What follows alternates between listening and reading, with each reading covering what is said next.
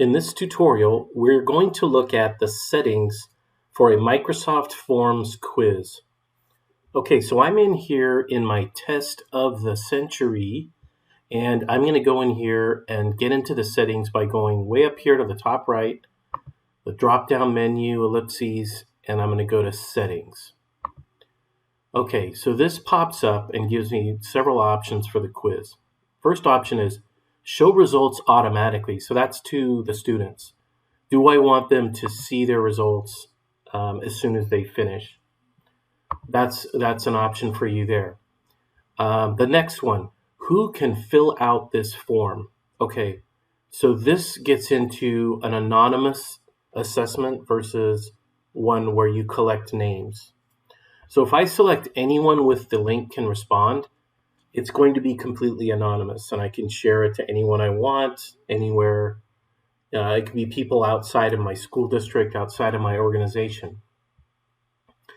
Now, in a quiz, you're likely going to want to set it to only people in my organization can respond, and please record their name so I know specifically how students did on the test. This is another option, the one response per person, and this is good to do also, especially in an assessment. And those were marked by default, so you shouldn't have to worry about setting those. Here's more options for responses. So this controls when and how the results are collected. So first of all, you can turn this off and not even make it accessible to students to even take the assessment. When they try to go in, you can type a message that they will see. Maybe you want to write in there to say, this test will be available on Friday at 8 a.m., right? So you have that capability. The other thing you can do is just set your start date and end dates and actually have a window of when this will be open for students to be able to take.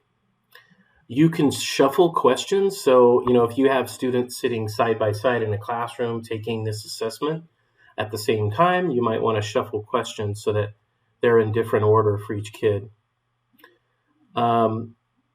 You can have a custom thank you message at the end of the assessment.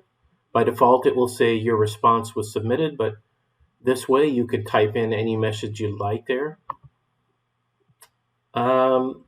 This option is open with Windows 10 Take a Test app.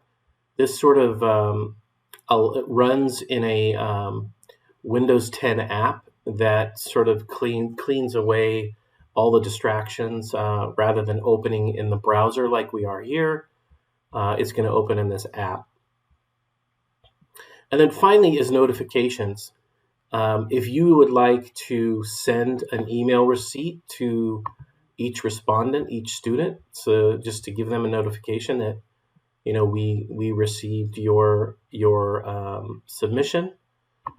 And then the last one is getting an email yourself. If you'd like to receive an email for every time a student takes your test, you can turn that on as well. And those are the settings for your Microsoft Forms quiz.